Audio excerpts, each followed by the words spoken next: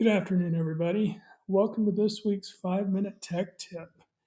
Let's see what we can talk about today that'll help you in the clinic today. This week, we're going to talk about including all required anatomy for any image that you're taking.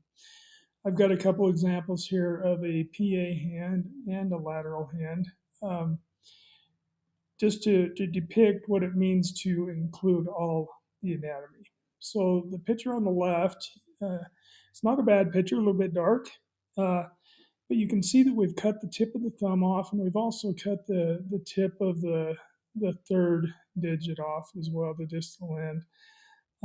So, regardless of whether this patient's thumb is hurting or not, we still need to include it as protocol in the image. So we've ordered a hand, the provider's ordered a hand, we want to include the entire hand, all the way from the distal portion of the fingers all the way down through the carpal bones or the wrist bones down into the radius and ulna. So on this one, you can see that the thumb is definitely cut off, as well as the middle finger right there.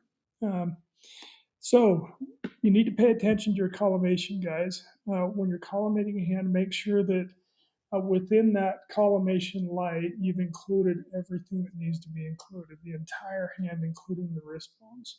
Okay, pretty easy fix. Just pay attention to what you're collimating to. If you collimate like the one on the left there and you see that the light is cutting off the end of the thumb, you need to open your collimation up or reposition the hand a little bit so it all fits within the collimation. Okay. As far as markers go, as protocol, normally in any radiology department, the marker is going to be on the outside, okay, or on the lateral side of the image. Here it's on the medial side, right? I like that they put PA there. It's just stating that this is a posterior and anterior projection, okay? But strive to put your markers on the outside, okay? Keep it uniform. Don't keep the radiologists and providers guessing. So let's move on to the lateral here real quick. Okay, here we've got a lateral, same patient actually. You can see that he's got something funky going on with his fourth digit right here, whether it's an old fracture that's a non-union or it's more fibrous connection there in the healing process, but nonetheless, something weird's going on there. But again, so we've cut off the index finger, the tip of the finger. Also, we've cut off the thumb right here. And just incidental, we've got a marker right in the middle of the anatomy. Like over here, that marker needs to be out here on the outside. Okay, so it's clearly marked, but not in the anatomy.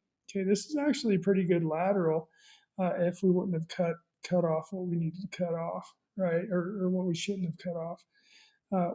You can see that we've got down into the carpal bones a little bit, but we didn't get clear up here into the radius ulna on this image as well.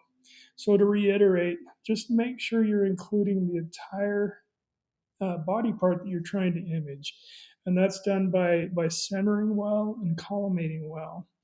If we were to look at when this picture was taken, we would see that the collimation light was indeed cutting off the finger and the thumb right there and coming short on the distal end of the hand, proximal end of the hand near the carpal bones. We look at the one over here on the right, and we've included everything that we need to include. Everything is demonstrated, all the way from the distal end of the fingers all the way to the proximal end of the radius ulna area. Okay, so really pay attention to collimation. Okay, you don't want to under collimate, you don't want to over collimate. Okay, you want to get that sweet spot where you're getting a good, nice, sharp image because your collimation is nice and tight, but you're not cutting off any anatomy. Just really pay attention to your collimation, guys. Okay. Remember, great images don't happen just by accident. Small positioning adjustments or small collimation adjustments make a huge difference, and it's going to make a huge difference in the quality of your image for one, but also seeing what you need to see on that image. If it's not diagnostic, it's not done. Hey, thanks for stopping by, guys. We'll see you next week.